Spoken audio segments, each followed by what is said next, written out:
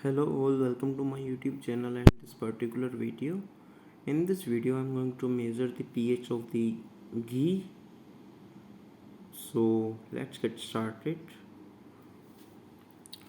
So while I'm making this video, I'm also telling you, if you do not know what pH means, what is its significance and what are its some basic properties, I would recommend you to go to the video in the playlist that I'm going to put in the description of this video. So let me make it wet. Yeah, that is enough.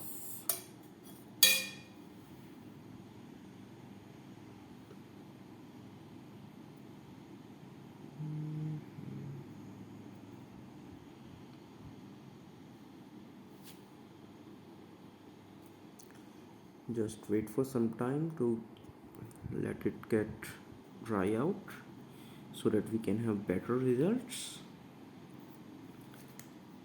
Let me pause the video so that you do not have to wait along with me.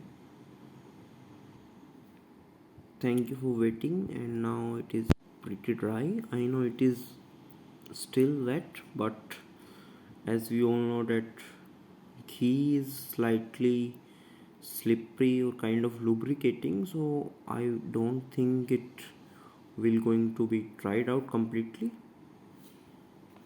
So if you look at the pH chart, we can notice that there is a small tinge of orange color in it.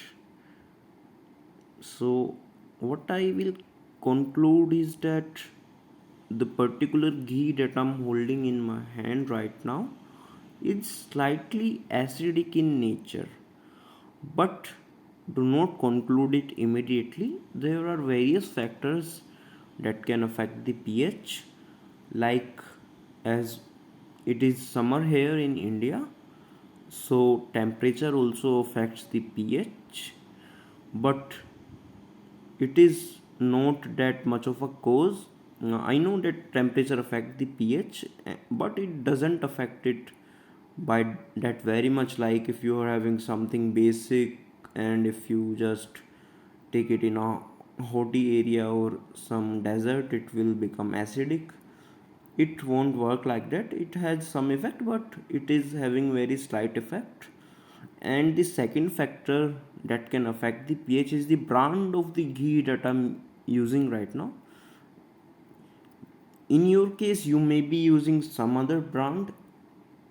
In my case, I am not aware of the brand, but I know that it is a buffalo ghee.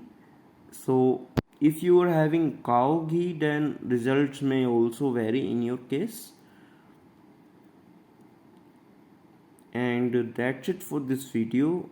I think I have explained everything that is needed for this particular video, and if you have any questions, please leave them in the comments below. And once again, thank you.